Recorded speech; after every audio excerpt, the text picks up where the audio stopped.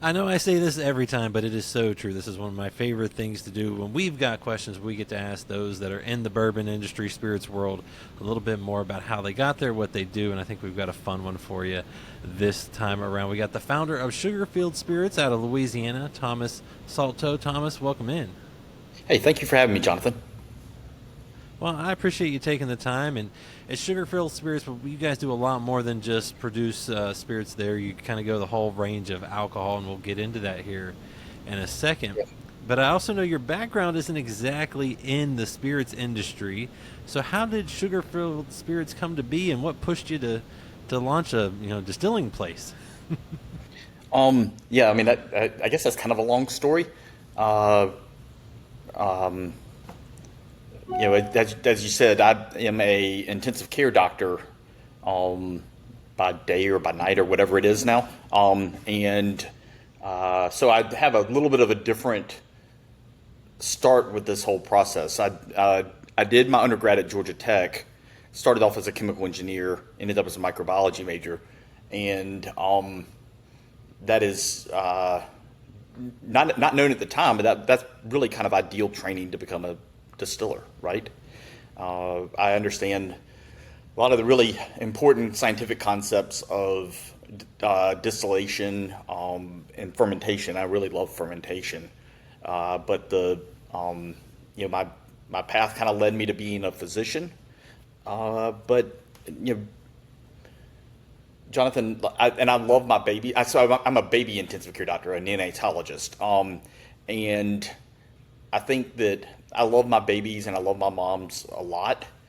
But at some point, I don't know that every neonatologist practices until they're 80. I know some that do, but I think the overwhelming majority, at some point, start planning their exit ramp.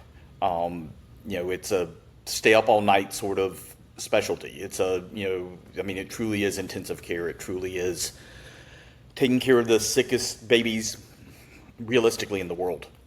We don't we care for smaller babies. We care for earlier babies in the United States than almost any other country, with just a few exceptions. And I think that is that's something that young people do. As I've gotten older and older, I think it's been harder and harder for me to stay up all night, or maybe not harder to do it in the moment, but harder to recover from it. And I think that's just a function of getting old. So we definitely, my wife and I really started thinking about this probably, going on about 12 or 13 years ago. Had several trips to wine country, several trips to kind of the burgeoning craft scene in Portland and the rest of Oregon, and started thinking, hey, maybe we could do this.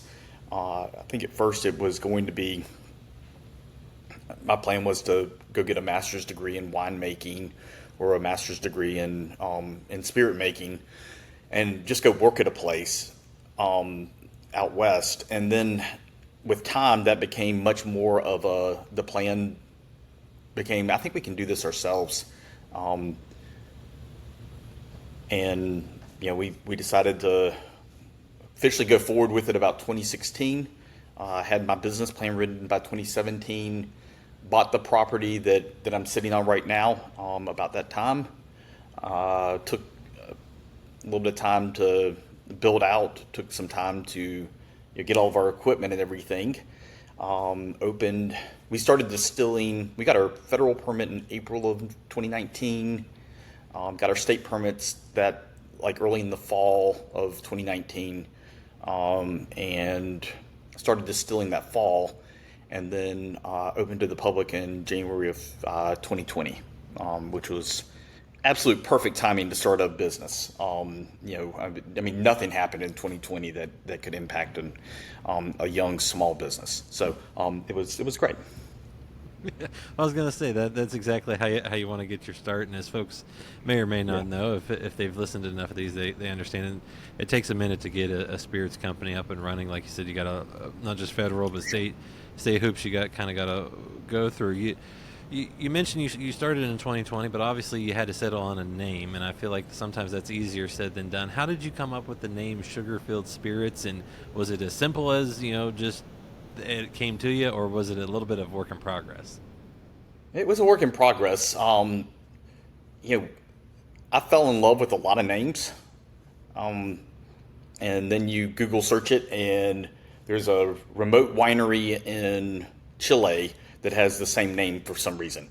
And the TTB and the Patent and Trade Office view any alcohol name as being an alcohol name. They don't really subjugate it into different, whether it's spirits or wine. And there's got to be, I don't know, 20,000 wineries in the world, 30,000. I mean, I don't even know. And so a lot of the names that we really fell in love with were taken. We uh, so we started really just what's the ultimate expression of where we're at in South Louisiana, and it just kind of came to us as we were driving through I think there's 500,000 acres of sugarcane planted in South Louisiana, and we were driving through a field and it was like, wow, is it really this simple that we can just? I mean, this doesn't seem like it's taken, and so we decided to call it Sugarfield. And I think that's a great expression of what we are, which is, we make 100% cane sugar vodka, and then we make, I think we're probably, if you had to ask me what my favorite spirit to make is, it's rum. And I really adore making rum, and I've got some of the best natural ingredients, really in the entire world, right at my doorstep. So, I think, if you're in Lexington, Kentucky, y'all got grain in an amazing way that I mean, it's truly one of the bread baskets of the world, and grows more grain in the area, maybe not necessarily in Kentucky, but in the immediate area right around it, than any other place in the entire world. I mean, maybe Ukraine was another one of those places before all the madness happened over there, but I think that I I think you should make things from your most local, most best ingredients, and then you can. I mean, that's the best way to turn out a superior product. Well, and I was going to say, you mentioned you love rum. You're surrounded by, by sugar cane. So was it just inherent to then start with an agricole-style rum? I mean, was it just like everything tells me to do this? So, we started with a couple of different rums. We certainly had an agricole really early that we crushed. We the sugar mill that I bought, and I bought from Vietnam, and I'm still not sure I really own it. I think I stole it somehow. It was an interesting story. But the mill that we got wouldn't take the way combines in South Louisiana cut sugarcane. Our initial thought was we were going to just pull up beside the combine, fill up the back of my pickup truck with cut sugarcane just like the cane carts do, and I was going to drive back and crush them. And the way the combines cut it and the way the mills take sugarcane nowadays, they take it in little like 1 foot sections. It's called a billet. And my mill got really clogged every time I tried to use billets. So we ended up having to use whole stalk, which they don't really cut here anymore. So we ended up, before we opened, and at one of our soft openings and then at our grand opening, we'd gone out and hand cut sugar cane from the field with cane knives. A cane knife is kind of like a big machete, and we were crushing the whole stalks. A stalk of sugar cane is about 6 to 8 feet tall, and we were crushing the whole stalks and making cane juice out of that. We released about 200 bottles of that hand crushed cane juice rum to begin with. And then we put a barrel away from the first year. I I think I have like 3 bottles of that one left. We released it at 3 years after being aged in a white port barrel, and it was absolutely phenomenal. The next year we cut cane in by hand, and then over the last couple of years, I've actually gotten a good relationship with one of the local mills, and they welded me a line into their main press. So I'm still getting fresh squeeze. I'm not getting, it doesn't see any heat before fermentation, but I'm able to get it at scale. So, you know, you get about 40% juice to sugarcane weight. So, let's just say out of a ton of juice or a ton of sugarcane, you're going to get about 800 pounds of juice, which is about 100 gallons of juice, which ferments to about 8% alcohol, which after distillation, and we double distill everything, probably gives you, I don't know, on the order of 20 gallons, maybe not even, maybe more like 15. If you cut, for us to make a 59-gallon port barrel, for example, that was probably on the order of 4 to 5 tons of sugarcane raw. The 200 and something bottles, that was another probably. So I think the first year we cut about 10 to 15 tons of sugarcane by hand. The next year we did about the same. But now I can go get, 1,500 gallons of cane juice and have it back at the distillery by 10 o'clock and be pitching yeast. 1,500 gallons of cane juice is, 15 tons worth.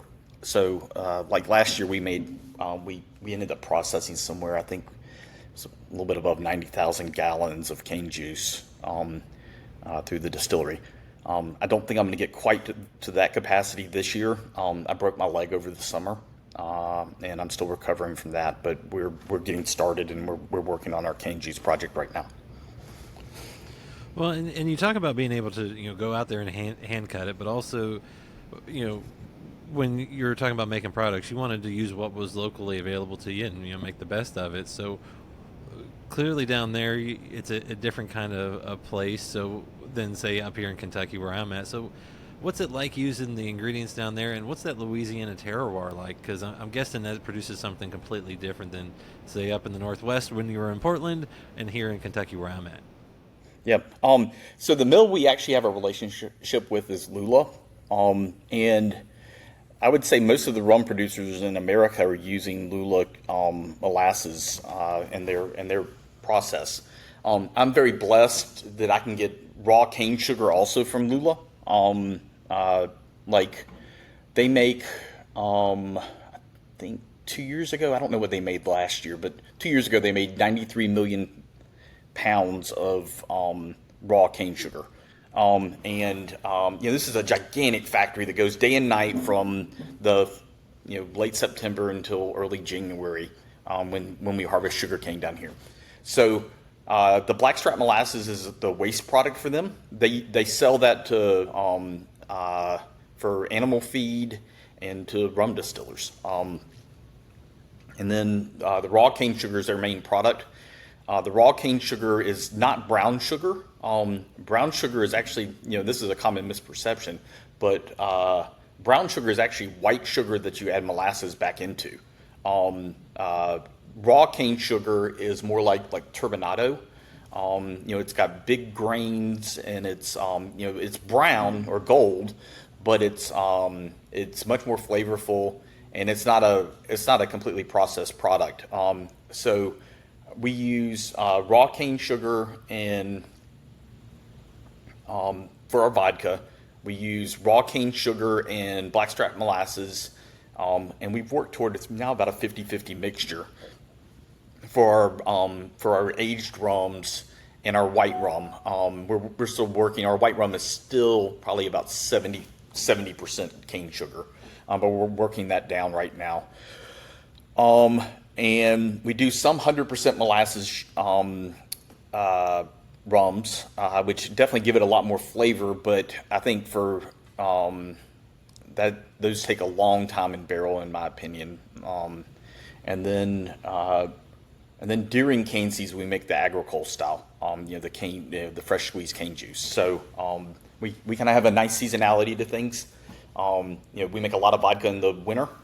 We make a lot of, molasses doesn't flow when it's cold. My favorite joke is it's literally slow as molasses. So we do our molasses stuff kind of spring, summer, and we do our cane juice in the fall. So I was gonna say you get that nice seasonality there, and you mentioned too at the top you love, you thought maybe wine might be where you go, and next thing you know you ended up going down kind of the rum distilling type route, distillation route. But really at the end of the day, almost all of these are the same, at least base start. So what made you expand beyond the distillery and go to a cidery and a winery as well there? Yeah, I think I've got ADD really bad, and I just can't focus on one thing. So I think that was probably what the ideology of it was. But it's also my wife has really kind of taken over the cidery and the meadery as her baby, and I think we've both learned a lot about fermentation from doing probably the hardest fermentations there are. Mead is one of those classically difficult fermentation products, and it's taught me a lot about how to baby the yeast, even if I'm using a completely different yeast, but how to baby the yeast for like our raw cane sugar vodka ferments, how to baby the yeast for our molasses ferments. I've learned a ton from our processes over at the cidery and the meadery. So it's not just been one way, but and I think most of probably the people you've interviewed from a distillation standpoint will always say that your product's made in the fermentation tank. You can't fix bad fermentation problems. You can clean up things maybe a little bit, but with a cider or a mead ferment, you're never going to clean that up. What you got is what you got. So I think that's been really good from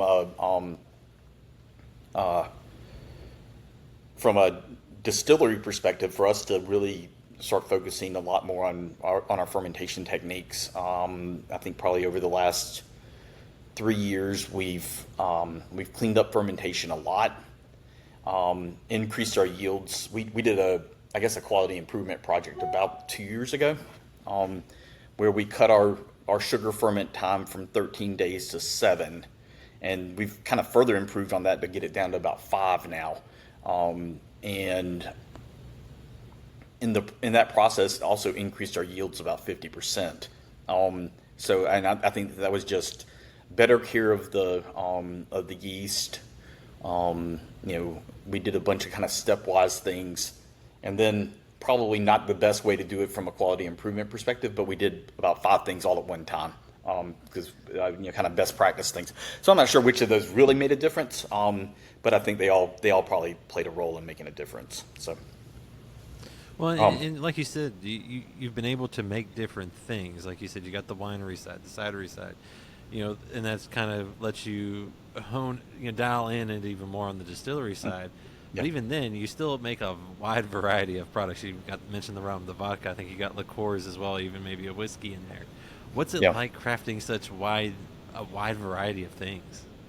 I think it's sometimes a challenge, and I think we've made a lot of our own in-house bourbon, but our bourbon is still a completely sourced product right now, and we're very honest about that. I think that I've got some barrels that are a little bit over 4 years in the warehouse of bourbon, and in this climate where it's hot in the summers, you'd think it'd go faster, but I don't get the cold hours that y'all do up in Kentucky. And I think there's a part of bourbon aging for the palate that we have that I think requires some cold. It shrinks the barrels back. All those things. And I think barrel aging is part of the terroir of a place as much as whatever corn variety you have. The oak you use in your barrel. I mean, terroir is such a gigantic concept to me.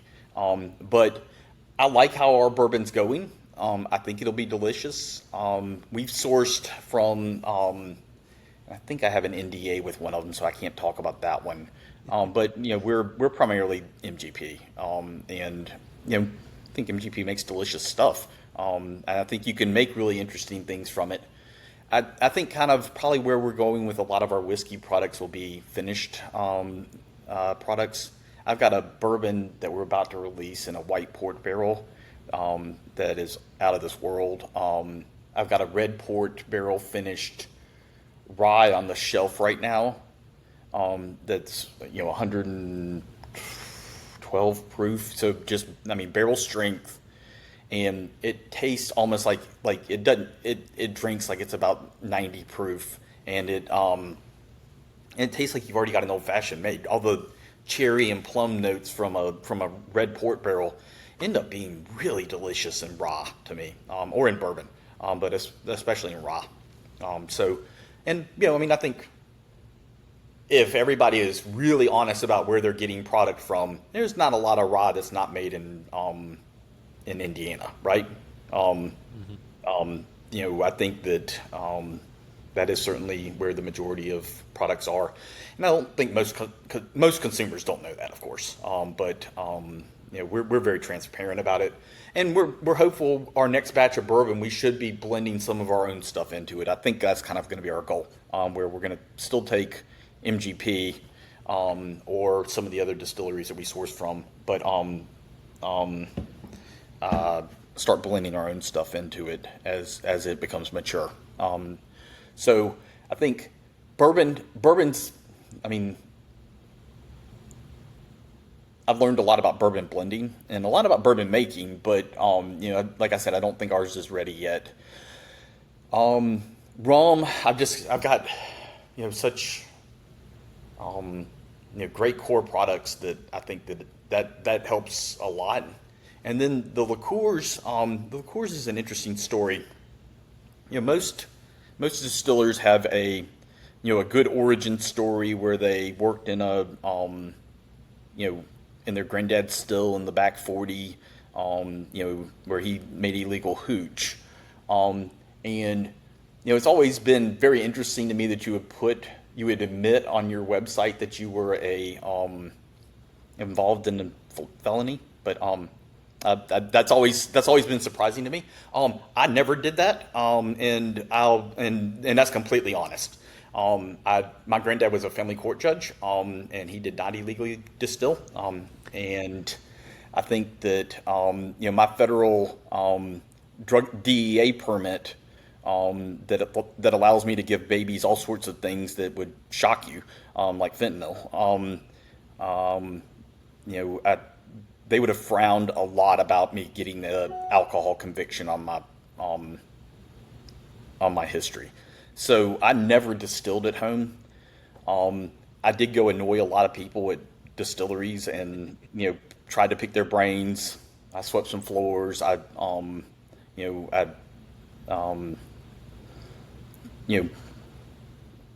favorite quote of all time is from Isaac Newton,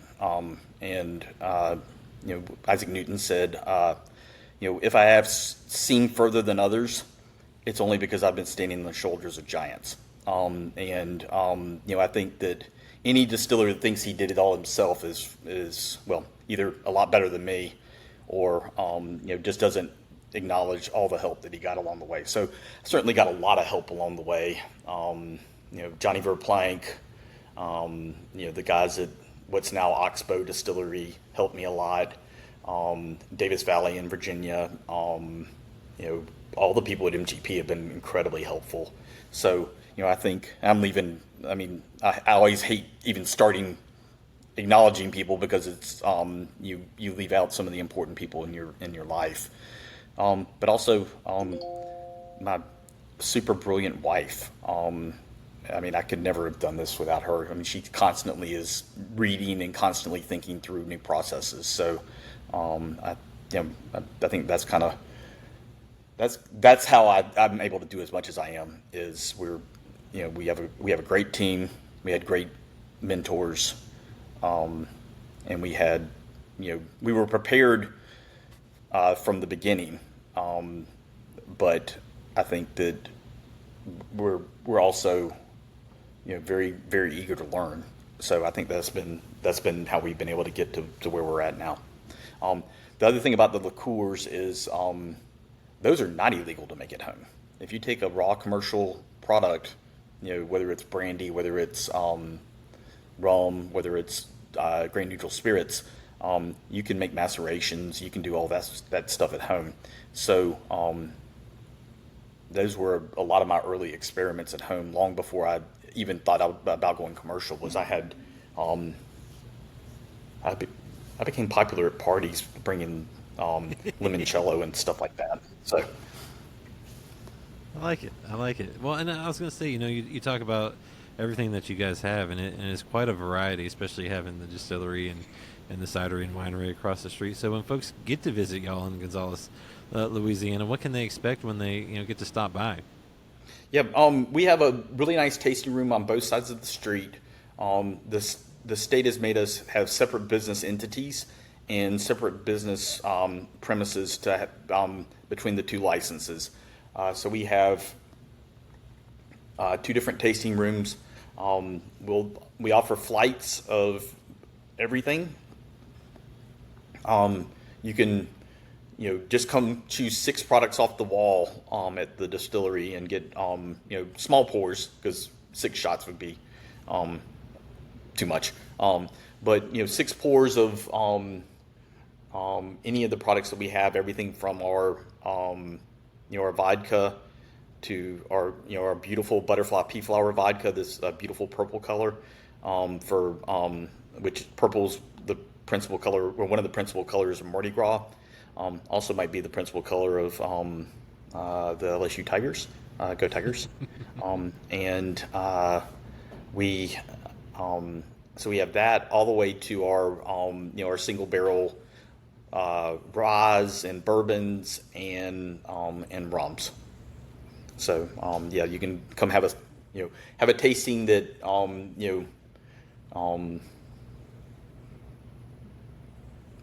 that'd be very interesting. Or you can have me coordinate it. That's probably when somebody goes, I guess it's like a bartender when somebody goes dealer's choice. If somebody asks me, why don't you coordinate this? Why don't you tell me the 6 things you really love? That's always a compliment, and I feel like that's always a great way to do our tastings. We're allowed to have cocktails here, so we kind of serve as a cocktail bar at night.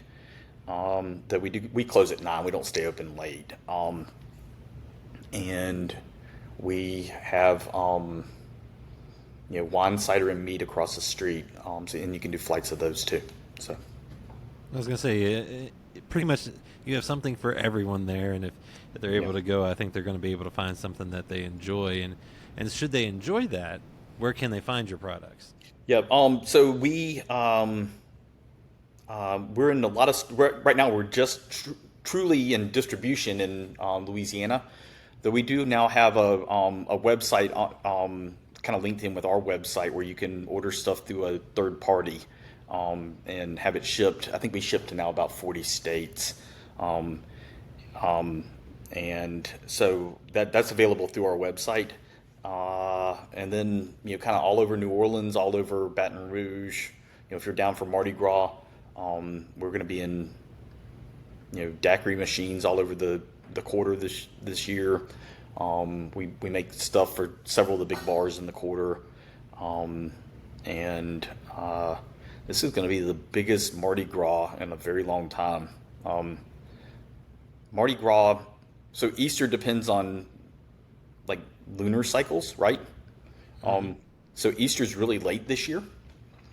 But festival season always starts on Epiphany, which is 12 days after Christmas. So Mardi Gras is not, I think Mardi Gras this year is maybe March 4th. So it goes from like June or January 5th to March 4th, which is like last year. I think Mardi Gras was like early February, because Easter was early. So it's going to be a long festival season. Kind of mixed in with all that, there's going to be one of the college football playoff games is going to be at in New Orleans at the Sugar Bowl, and there's another football game that's going to happen in February, the Super Bowl. So this is going to be a gigantic Mardi Gras for New Orleans. So if anybody's in the area, definitely ask for our stuff at the bar. But come up and see us. We're only about 40 miles out of New Orleans, so it's an easy drive up here. We're a mile off the interstate. So yeah, definitely, come see us up here if y'all are around. So. Well, I was going to say, it sounds like they're going to have a good time there, one way or the other. other way. And Yeah. you talk about being able to finally kind of get distribution throughout Louisiana. You've got a wide variety of products. So what's kind of next for Sugarfield Spirits, and kind of where you're hoping to take things, into 2025 and beyond? We're starting to do a lot of contract distilling for other people, and I think that's going to be a big part of our process going forward. Again, much like MGP is in a perfect position in relation to grain. A lot of people don't have access to cane juice, so we're always open to people that might want an agricole-style rum, and would certainly be willing to talk with pretty much anybody about that. I think that's going to be a big part of us going forward. I think we should be in Florida and Texas, distribution wise, real soon. So hopefully that'll happen. We'll probably have to go back and pick up Mississippi and Alabama. They're both control states, and that process is just a little bit longer. Otherwise, I did all my training in Birmingham. I'd love to be in Birmingham market, but that's a process to get in with the state. And then 5-year plan is to hopefully be a not a large, but a medium-sized, kind of regional distillery, distributed all the way to throughout the entire South, and start kind of reaching up the eastern coast a little bit too. So. I was gonna say, sounds like you got some exciting things coming, and Yeah. and I can't wait to see what's next from y'all, because you got a creative mind and you're doing some pretty cool things down there. And Thomas, I appreciate the time and sharing the story of Sugarfield Spirits with us. Awesome. Well, it was so great to be with you, and thank you for your time.